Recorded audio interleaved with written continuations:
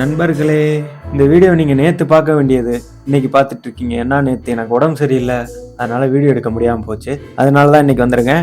ரொம்ப நாளா இந்த பாஸ்போர்ட் சைஸ் போட்டோக்கு உட்காந்துருப்பாங்கல்ல, அந்த மாதிரி உட்காந்து பேசி பேசி போர் அடிச்சிருச்சு. நீங்க ஒரு ஃபிலிம் லவரா இருந்தீங்கன்னா கொஞ்சம் குஷியாயிக்கோங்க. ஏன்னா இந்த வீடியோ உங்களுக்கு ரொம்ப ஜாலியா இருக்க போகுது. ஏன்னா உத்தம வில்லன் ஒரு படம், அது எல்லாரும் நீங்க பார்த்திருப்பீங்கன்னு நினைக்கிறேன். அந்த படத்துல இந்த சீனை எல்லாருமே பார்த்திருப்பீங்க. இப்போ உங்களுக்காக நான் என்ன பண்ணிருக்கேன்னா, இந்த சீனை பார்ட்டா பிரிச்சு வச்சிருக்கேன். ஏன்டா ஒரு சீனை மொத்தமா பார்த்தா தான் நல்லா இருக்கும், அதை ஏன் பிரிச்சு வச்சிருக்கேன்னு கேட்டீங்கன்னா,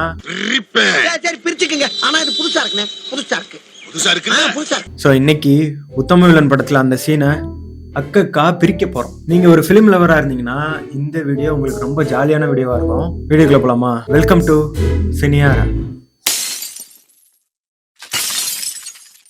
ஃபர்ஸ்ட் வந்து நான் இந்த சீன்ல எத்தனை ஷார்ட்ஸ் யூஸ் பண்ணிருக்காங்கன்னு நான் கவுண்ட் பண்ணேன். எனக்கே ஆச்சரியமா போச்சு. இந்த சீன்ல 130 ஷார்ட்ஸ் யூஸ் பண்ணிருக்காங்க. அதாவது இப்போ ஒரு ஒய்டு வைக்கிறாங்கன்னா அதை வந்து 2-3 டைம் அதே ஒய்டை யூஸ் பண்ணிருப்பாங்க. ஆனா நான் எப்படி கவுண்ட் பண்ணேன்னா, எடிட்ல வரும்ல, எடிட் பண்ணி ஃபைனல்ல வரும்ல, இப்போ ஒரு ஒய்டை 2 தடவை அவங்க யூஸ் பண்ணியிருந்தா அந்த ரெண்டையுமே நான் கவுண்ட் பண்ணிருப்பேன். நான் ஒவ்வொன்றா கவுண்ட் பண்ணிட்டு இருக்கும்போது தான் பாக்குறேன் 130 ஷார்ட்ஸ் இந்த ஒரு சீனுக்கு யூஸ் பண்ணிருக்காங்க. இந்த சீன்ல இருக்க முக்கியமான கேரக்டர்ஸை பத்தி பாத்துக்கலாம். ஃபர்ஸ்ட் வந்து மனோரஞ்சன் இருக்காரு, அப்புறம் டாக்டர் அர்ப்பணா, அப்புறம் மார்கதர்சி இருக்காரு, அப்புறம் லக்ஷ்மணன், அப்புறம் ரிப்போர்ட்டர்ஸ். இத்தனை பேர் வந்து பாத்தீங்கன்னா இந்த சீன்ல நிறைய ஸ்பேஸ் பிடிச்சிருக்காங்க ஸ்கிரீன்ல. இந்த சீன்ல என்னன்னா, நம்ம மெயின் கேரக்டர் மனோரஞ்சன் வந்து அவர் ஒரு கலைஞனா மாத்தின அவரோட ஃபர்ஸ்ட் டைரக்டரை மீட் பண்ணி அவரோட ஒரு படம் பண்ண போறாரு.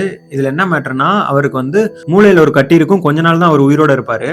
அதனால அவரை கலைஞனாக்குன அவரோட ஃபர்ஸ்ட் டைரக்டரை வச்சு கடைசியா நான் ஒரு படம் பண்ணணும்னு அவரை கன்வின்ஸ் பண்றதுக்கு போவாரு. அப்பதான் டாக்டர் அர்ப்பணாவையும் கூட்டிட்டு போவாரு. இதுல என்ன மேட்டர்னா, அவரை கன்வின்ஸ் பண்றது மட்டும் இந்த சீன் கிடையாது. இப்பதான் ஆடியன்ஸுக்குமே சொல்றாங்க மனோரஞ்சனுக்கு மூளையில கட்டி இருக்குன்னு. ஆடியன்ஸுக்குமே இப்பதான் அவங்க சொல்றாங்க. அதனால ஒரு விஷயத்த டைரக்டா சொல்றதை விட அங்க போய் தயங்கி வேற ஒரு ஸ்பேஸ்ல இல்ல வேற ஒரு ஆங்கிள் வந்து அந்த மேட்டர் ரிவீல் பண்ணும்போது வேற மாதிரி இருக்கும். இந்த சீன்ல அவருக்கு மூளையில கட்டின்றத போய் சும்மா சொல்லிடாம அந்த இடத்துல ஒரு பிளே நடக்கும் டைலாக்ஸ் வச்சு. அப்படி ஒரு பிளே நடந்ததுக்கு அப்புறம் தான் அங்க இருக்க கேரக்டருக்கும் சரி ஆடியன்ஸுக்கும் சரி அந்த விஷயம் தெரியும். இந்த சீன்ல டைலாக்ஸ் வச்சு அருமையா பிளே பண்ணிருக்காங்க. நான் ஃபீல் பண்ண அதே மேட்டரை நீங்களும் இந்த வீடியோல ஃபீல் பண்ணுவீங்க. தொடர்ந்து இந்த வீடியோ பாருங்க. மனோரஞ்சன் வந்து மார்கதர்சி அவரோட இடத்துக்கு வர்றதுக்கு 2 ஷாட் யூஸ் பண்ணிருக்காங்க. அதாவது மனோரஞ்சன் வந்து கார்ல வர்றத ஒரு ஒயிட் ஷாட் வச்சு, அப்புறம் இது ஒரு லாங் ஷாட் மாதிரி இருக்கு. ஏன்னா அங்க இருக்க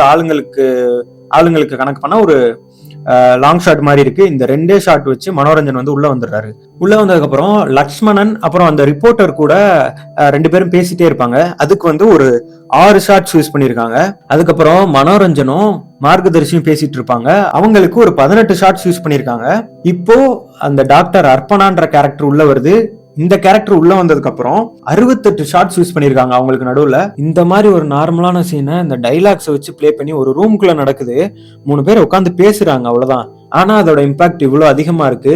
அதாவது நான் ஃபர்ஸ்ட் சொன்ன மாதிரி தான், ஒரு மாஸ்டர் ஷாட் ஒன்று வச்சிருக்காங்கன்னா மாஸ்டர் ஷாட்டே 4 தடவை யூஸ் பண்ணாங்கன்னா அது 4யுமே நான் கவுண்ட் பண்ணிருக்கேன். எடிட்டிங்ல கட்ஸ் எவ்வளவு வச்சிருக்கோம்னு கவுண்ட் பண்ற மாதிரி வச்சுக்கோங்க. அதுக்கப்புறம் ஒரே ஒரு ஷாட் வந்து டாக்டர் அர்ப்பணா கேரக்டர் வந்து அந்த ரெஸ்ட் ரூம்குள்ள அழுகிற மாதிரி சீன் இருக்குல்ல, அதுக்கு ஒரே ஒரு ஷாட் யூஸ் பண்ணிருக்காங்க. அதுக்கப்புறம் மார்கதர்சி வந்து நம்ம மனோரஞ்சன் கூட ஒர்க் பண்ண எல்லா போட்டோஸையும் பார்த்து ஃபீல் பண்ணிட்டு இருப்பாரு. ஃபீல் பண்ணி அவங்களுக்குள்ள திரும்ப ஒரு கான்வர்சேஷன் ஸ்டார்ட் ஆகும். அந்த கான்வர்சேஷன்ல மொத்தமா 28 ஷாட்ஸ் யூஸ் பண்ணிருக்காங்க. அதுக்கப்புறம் இந்த ரிப்போர்ட்டர்ஸ் முன்னாடி வந்து போட்டோஸ்க்கு போஸ் கொடுப்பாங்க. அந்த ஷாட் வந்து ஒரு 6 ஷாட் யூஸ் பண்ணிருக்காங்க அதுக்கு. இப்படி இந்த சீனை நமக்கு கன்வே பண்றதுக்கு மொத்தம் 130 ஷாட்ஸ் யூஸ் பண்ணிருக்காங்க. ஸோ நம்ம படத்தோட ஸ்டார்டிங்ல இருந்து மனோரஞ்சன் யாரு, எப்படிப்பட்ட கேரக்டர், அவருக்கு இருக்கிற அந்த ஒரு அஃபேர் அதெல்லாம் வந்து காட்டுறாங்க. அதுக்கப்புறம் அவங்க பையன் எந்த மாதிரி கேரக்டர், அவங்க ஒய்ஃப் எல்லாத்தையுமே காட்டினதுக்கு அப்புறம் இப்ப ரிவீல் பண்றாங்க மனோரஞ்சன் வந்து சாக போறாரு அப்படின்றத ரிவீல் பண்றாங்க. இந்த இடத்துலதான் நமக்கும் தெரியுது, ஆடியன்ஸுக்கும் தெரியுது இந்த மாதிரி அவருக்கு மூளையில கட்டிருக்கு, சாக போறாருன்னு. இந்த டைம்ல தான் அவரோட பழைய போட்டோஸ், அவரோட மெமரிஸ் இதெல்லாம் நம்ம காட்டணும். உங்களுக்கு எக்ஸாம்பிளோட சொல்லணும்னா, துப்பாக்கி படத்துல அவரோட உயிரையே கொடுக்க தயாராகும் போது அவரோட பழைய போட்டோஸ் எல்லாம் அவர் ரூம்ல போய் பார்ப்பாரு.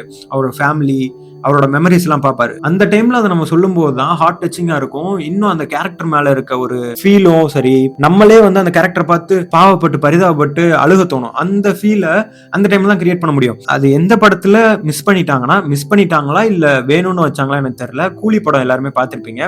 அதுல சத்யராஜ் சார் அவரோட கேரக்டரை ஃபர்ஸ்டே நம்ம வந்து அவர் இறந்ததுக்கு அப்புறம் தான் நம்ம பார்த்திருப்போம். அவரோட கேரக்டர் ஸ்கிரீன்ல வாழ்ந்ததை நம்ம பார்க்கல. அப்படி இருக்கும்போது அவர் இறந்ததுக்கு அப்புறம் அவர் வாழ்ந்திருப்பார்ல, அந்த 3 பொண்ணும் கூட வாழ்ந்த அந்த மாண்டேஜ் எல்லாம் போடுவாங்க. அது எப்படி ஆடியன்ஸ் கூட கனெக்ட் ஆகும்னு நினைச்சாங்க எனக்கு தெரியல. அதனால என்னவோ ஃபீல் கனெக்ட் ஆகல. எனக்கு கனெக்ட் ஆகல, உங்களுக்கு எப்படின்னு தெரியல. அந்த கேரக்டர் வாழ்றத நம்ம பார்க்கணும். இப்போ ஒரு கேரக்டர் புதுசா வருது, அந்த கேரக்டர் இறந்துருச்சுன்னா நமக்கு என்ன, நமக்கு ஃபீல் ஆக போறது இல்ல. கூலி படத்துல சத்யராஜ் அவர் கேரக்டர் இருக்குல்ல, ஒரு 1 மணி நேரம் வந்ததுக்கு அப்புறம் அவர் இறந்திருந்தாருன்னா ஒரு 1 மணி நேரம் அந்த ஆடியன்ஸ் எல்லாம் அந்த கேரக்டர் கூட பழகுறாங்க. அவர் இறந்தாருன்னா கனெக்ட் ஆயிருக்க முடியும். அதே மாதிரிதான் இந்த சீன்லயும் ஃபர்ஸ்டே அவருக்கு இந்த மாதிரி ப்ராப்ளம் இருக்குன்னு சொல்லிடாம அவரை கொஞ்ச நேரம் ஸ்கிரீன்ல பிளே ஆக விடுறாங்க. அவரை பத்தி, அவரோட பையன் இதெல்லாம் சொன்னதுக்கு அப்புறம் தான் இவர் சாக போறாருன்னா நமக்கு பயமா இருக்கும், பதட்டமா இருக்கும், ஒரு பாவமான ஃபீல் கிரியேட் ஆகும். அதுக்கப்புறம் நீ கதைக்குள்ள வா அப்படின்னு கூட்டு போவாங்க. லைட்டிங் பத்தி நம்ம பார்க்கலாம். நான் உங்களுக்கு ஸ்கிரீன்ல போடுறேன். இங்க ஒரு கதவு தெரியுதுல உங்களுக்கு, இந்த வாசல்ல இருந்து தான் இவங்களுக்கு மெயின் லைட் உள்ள வருது. இவங்களோட ஃபேஸ்ல பார்த்தா உங்களுக்கு தெரியும், இவங்களோட ஃபேஸ்ல அந்த லைட்டோட எஃபெக்ட் தெரியுது. ஓகேவா? கீ லைட் கொடுக்குற ஷேடோ ஆப்போசிட்ல விழும். நம்ம வீட்டுக்குள்ள எப்பயுமே ஷார்ட் வைக்கிறாங்கன்னா தலைக்கு மேல ஒரு லைட் ஃபிக்ஸ் பண்ணுவாங்க, ஒரு சாஃப்டான லைட் ஒன்னு ஃபிக்ஸ் பண்ணுவாங்க. நான் இந்த பக்கம் உட்காந்துருக்கேன், எனக்கு இந்த சைடு தான் கீ லைட் அடிக்குது, இந்த சைடு ஷேடோனா இங்க எனக்கு ஒரு ஃபில் லைட் வைப்பாங்க, அந்த லைட் எனக்கு இந்த பக்கத்தை ஃபில் பண்ணிடும். ஓகேவா? அந்த மாதிரி தான் இங்க இவங்களுக்கு லைட் வச்சிருக்காங்க. அதோட ரிஃப்ளெக்ஷன் இவருக்கு ஹெட்ல இங்க தெரியுது. இது ஒரு ப்ராப்ளம் கிரியேட் பண்ணுது இந்த சீன்ல. என்னன்னா, இந்த ஷாட்ல பாருங்களேன், இந்த ஷாட்ல அந்த கதவே ஃப்ரேம்ல தெரியுது. ஃபர்ஸ்ட் விழுந்துச்சுல ஒரு ஹார்ஸ் லைட் இவங்களுக்கு, அந்த அளவுக்கு லைட்டிங் இந்த கதவுல இருந்து வந்திருந்தா இப்ப ப்ளீச் அடிச்சிருக்கும், இப்போ ஓவர் எக்ஸ்போஸ் ஆயிருக்கும். இவங்க தெரிஞ்சிருப்பாங்க, இந்த கதவு ஃபுல்லா ஒயிட் கலர்ல தெரிஞ்சிருக்கும். ஓகேவா? அதனால இங்க வந்து டிஃப்யூசர் வச்சிருப்பாங்க. இந்த டைம்ல மட்டும் இந்த வாசல் வழியா வர்ற லைட்டுக்கு வந்து டிஃப்யூசர் வச்சிருப்பாங்க. டிஃப்யூசர் வச்சு லைட்டை சாஃப்ட் பண்ணிடுவாங்க. ஸோ இப்போ இவங்களும் ப்ராப்பர் எக்ஸ்போஷர்ல இருப்பாங்க, வெளியே இருக்குதும் ப்ராப்பர் எக்ஸ்போஷர்ல இருக்கும். இப்போ இங்கேயும் பாருங்களேன், நான் மேல ஒரு லைட் வைப்பாங்கன்னு சொன்னேன்ல, அந்த லைட்டு மனோரஞ்சன் அந்த கேரக்டருக்கு இந்த இடத்துல தெரியுது. ஃபர்ஸ்ட் ஷாட்ல வந்து இங்க ஓவரா அந்த வாசல்ல இருந்து வந்த லைட்டோட எஃபெக்ட் இருந்துச்சுல, அதுக்கப்புறம் அந்த சீன்ஸ்ல அவ்வளவு எஃபெக்ட் இல்லை, ஏன்னா வெளியே வந்து டிஃப்யூசர் வச்சுட்டாங்க. இந்த சீனுக்கு இவ்வளவு கம்மியான லைட்டிங்ஸ் மட்டும் தான் வச்சிருக்காங்க. டெக்னிக்கலா சொல்ல வேண்டியதை சொல்லிட்டேன். இப்போ இன்னொரு முக்கியமான விஷயம் உங்கள்கிட்ட பேசணும். கண்டிப்பா ஒரு பிலிம்ல வர இருந்தீங்க இந்த விஷயம் உங்களுக்கு ரொம்ப பிடிக்கும். ஃபர்ஸ்ட் எடுத்த உடனே நம்ம மனோரஞ்சனும் மார்கதர்சி அவரும் 2 பேரும் பேசுற கான்வர்சேஷன் இருக்கு. அவங்க 2 பேருக்குமே ஒரு மிட் க்ளோஸ் மாதிரி வச்சிருக்காங்க. ஒருத்தருக்கு மிட் க்ளோஸ், ஒருத்தருக்கு ஒரு லாங் ஷாட், அப்படியெல்லாம் வைக்கல, ஒரு ஒய்டு யூஸ் பண்ணல. வந்த உடனே 2 பேருக்குமே ஒரு மிட் க்ளோஸ் மாதிரியான ஷாட் 2 பேருக்குமே கரெக்ட் லெவல்ல மெயின்டைன் பண்ணிருக்காங்க. இவங்க 2 பேரும் பேசிட்டு இருப்பாங்களா, இப்போ டாக்டர் அர்ப்பணா உள்ள வராங்க. உள்ள வரும்போது ஒரு ஒய்டு வந்துடும். ஏன் ஒய்டு வராங்கன்னு நான் சொல்றேன். அதுக்கப்புறம் திரும்ப நம்ம மார்கதர்சி அவரை காட்டினாலும் அவருக்கு மிட் க்ளோஸ்ல வச்சிருந்தாங்கல்ல, இப்போ அவருக்கும் ஒரு மிட் லாங்ல வந்துட்டாங்க. அதுக்கப்புறம் இந்த 3 பேரும் வந்து உட்கார்றதுக்கு ஒரு இது ஒய்டுன்னு வச்சுக்கலாம், ஒரு லாங் ஒரு ஒயிட் ஷாட்னே வச்சுக்கலாம். நீங்களும் உங்க ஃப்ரெண்டும் முக்கியமான விஷயம் பேசிட்டு இருக்கீங்க. இப்போ 3ஆவதா ஒருத்தவங்க உள்ள வராங்கன்னா உங்க வியூ வந்து கொஞ்சம் ஒய்ட் ஆகும். அதாவது இப்ப நானும் என் ஃப்ரெண்டு பர்சனலா பேசிட்டு இருக்கோம்னா என்னோட கண்ணும் அவனோட கண்ணும் மட்டும் தான் 2 பேருக்குமே ஃபோக்கஸ்ல இருக்கும். 2 பேரும் முக்கியமான விஷயம் பேசிட்டு இருக்கோம்னா 2 பேருமே 2 பேரோட ஃபேஸை பார்த்து பேசும். திடீர்னு யாராவது உள்ள வராங்கன்னா கொஞ்சம் பின்னாடி வரும், பின்னாடி வந்து கொஞ்சம் ஒய்ட் ஆகும். அதே மாதிரி தான் இவங்க வந்து 2 பேருக்குள்ள முக்கியமா போயிட்டு இருந்த கான்வர்சேஷனுக்குள்ள டாக்டர் அர்ப்பணா வராங்க. டாக்டர் அர்ப்பணா வந்து மார்கதர்சி டைரக்டருக்கு வந்து புது ஆளு, அதனால அந்த வியூ கொஞ்சம் வெளியே வந்துருது. அந்த ஏன் கதையை சொல்ல ஒரு நிமிஷம் கொடுங்கன்ற அந்த ஒரு மொமெண்ட் இருக்குல்ல, அது வர்ற வரைக்கும் மிட் க்ளோஸ் எல்லாம் யூஸ் பண்ணிருக்க மாட்டாங்க. எல்லாருமே மிட் லாங் இதுலயே இருப்பாங்க. அந்த ஒரு நிமிஷம் கொடுங்கன்னு சொன்னதுக்கு அப்புறம் அவர் வாட்ச் எடுத்து டைமர் செட் பண்ணதுக்கு அப்புறம் மனோரஞ்சனுக்கு ஒரு மிட் க்ளோஸ் போயிருப்பாங்க. ஏன் இப்போ மிட் க்ளோஸ் போறாங்கன்னா, அவர் வந்து இவங்க முன்னாடி ஒரு உண்மையை சொல்ல வராரு, முக்கியமான விஷயத்த சொல்ல வராரு. அவர் ஒரு உண்மையை மார்கதர்சிட்டும் சரி நம்மட்டையும் சரி உடைக்கிறாரு இந்த ஒரு இடத்துல. திருப்பி அடுத்த ஷாட் பார்த்தா அவர் மார்கதர்சி வந்து அது வந்து கதை அப்படின்னு நினைச்சு அவரை வந்து சொல்லிட்டு இருப்பாரு, இது பழைய கதை உனக்கே தெரியாதான்ற மாதிரி சொல்லுவாரு. அதனால அவருக்கு வந்து மிட் லாங்லயே வச்சிருப்பாங்க. அவருக்கு இன்னும் க்ளோஸ் வைக்கல, மிட் லாங்ல. அவருக்கு இந்த விஷயம் இன்னும் புரியல. இப்ப நான் சொன்னது காரணம் தான், கதை இல்ல, கதை இனிமேதான் தேடி பிடிக்கணும் போது அவருக்கு இப்ப புரிய ஆரம்பிக்கிறதுனால அவருக்கும் மிட் க்ளோஸ் போயிட்டாங்க. ஸ்கிரீன்ல நடிக்கிறவங்க மட்டும் கதையை கரெக்டா கன்வே பண்ணிட்டா கனெக்ட் ஆயிருவாங்கன்னு கிடையாது. ஸ்கிரீன்ல நடிக்கிறவங்களும் கதையை நம்மகிட்ட சொல்ல பாக்குறாங்க. டைரக்டரும் கேமராமேனும் சேர்ந்து அவன் சொல்றதை நீ எப்படி பார்க்கணும்னு நம்மகிட்ட சொல்ல வராங்க. இவங்களும் டைரக்டரும் கேமராமேனும் இந்த இடத்துல நீ வா, க்ளோஸா முன்னாடி வா, முன்னாடி வந்து பாரு, இப்ப கொஞ்சம் பின்னாடி போய்க்கோ, புதுசா 3ஆவது ஆள் உள்ள வராங்க, நீ கொஞ்சம் பின்னாடி போய்க்கோ, முக்கியமான விஷயத்துல இருந்து வெளியே வந்துக்கோ. அதுக்கப்புறம் அவங்க பேசும்போது திரும்ப உள்ள வா, அவங்க முக்கியமான விஷயம் பேசுறாங்க. இந்த மாதிரி சொல்லும் போதே ஒரு மாதிரி புல்லரிக்குது எனக்கு. ஒரு சீனை வந்து என்ஹான்ஸ் பண்ணி நம்ம சொல்ல முயற்சி பண்றாரு.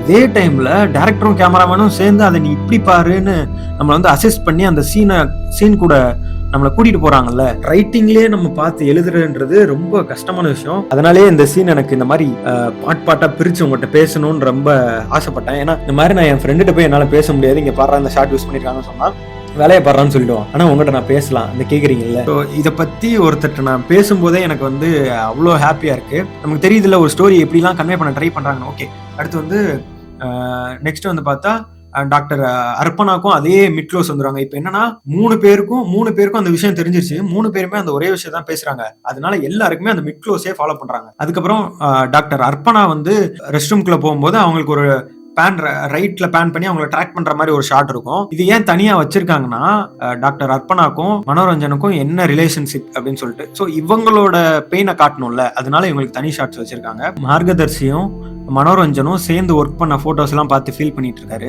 இப்போ எல்லாருக்குமே இந்த மேட்டர் தெரிஞ்சிருச்சு. இப்போ அதுக்கப்புறம் ஒரே மேட்டர் பேசுறாங்கல்ல, எல்லாருக்கும் மிட் க்ளோஸ் வச்சதுக்கு அப்புறம் ஒரு ஒயிட். இப்போ அடுத்து சேர்ந்து படம் பண்ண போறோன்ற மாதிரி ரிப்போர்ட்டர்ஸ் கிட்ட சொல்றதுக்கு ஒரு ஒயிட். 2 பேருக்கும் ரிப்போர்ட்டர்ஸ்க்கு ஒரு ஒயிட் ஷாட் வச்சிருக்காங்க. அப்புறம் கீழ இருந்து லோ ஆங்கிள் இருந்து வச்சிருக்காங்க. சீனா பாக்குறது இருக்குல்ல, அது வேற மாதிரி இருக்கு. ஒரு கேமராமேனும் டைரக்டரும் எந்த விதத்துல அந்த கதையை நம்மளை பார்க்க வைக்கிறாங்க, ஒரு ஆக்டர் எந்த விதத்துல அதை நடிச்சு நம்ம கன்வே பண்ணியிருக்காங்கன்னு நம்ம இன்ச் பை இன்ச் பாக்குறது இருக்குல்ல, அப்படி ஒரு ஆரா அதுல இருந்து கிடைக்குது. அதனாலதான் அந்த சேனலோட நேமே வந்து நான் சினி ஆரான்னு வச்சேன். சினி ஆரான் இருக்குல்ல, அதோட ஆரா ஒரு எனர்ஜி நமக்கு கிடைக்கும், அந்த சினிமான்ற ஒரு ஃபீல் கிடைக்கும் ஒவ்வொரு சீன்லயும். அதுக்காகவே இந்த சேனலுக்கு அந்த நேம் வச்சேன். உங்களுக்கு இதே மாதிரி வீடியோ வேணா கேளுங்க, நான் எல்லா சீனையுமே உங்களுக்காக நான் வந்து இந்த மாதிரி பிரேக் டவுன் பண்றேன். இந்த வீடியோ எனக்கே ஒரு மாதிரி ரிலீஃபா இருக்கு. என் கூடயே இருக்க ஃபிலிம் இன்ட்ரெஸ்ட் இருக்க ஒருத்தர் நம்ம கூட இருப்பாங்களே, மெய்யழகன் மாதிரி, அந்த மாதிரி ஒருத்தர்கிட்ட நான் என்னோட தாட்ஸை, நான் பார்த்ததை, எனக்கு புரிஞ்சதை நான் அவங்கள்ட்ட சொல்லும்போது ஒரு மாதிரி ஃப்ரீயாக இருக்குது. இந்த வீடியோ பண்ணது எனக்கு ரொம்ப சந்தோஷமாக இருக்குது. உங்களுக்கும் இன்ஃபர்மேஷனும் கிடச்சிருக்கும், நல்லாவும் இருந்திருக்கும்னு நினைக்கிறேன். திரும்ப இன்னொரு வீடியோவில் பார்க்கலாம். இவ்வளோ நேரம் என் வீடியோ பார்த்துருக்கு. தேங்க்யூ, பாய்.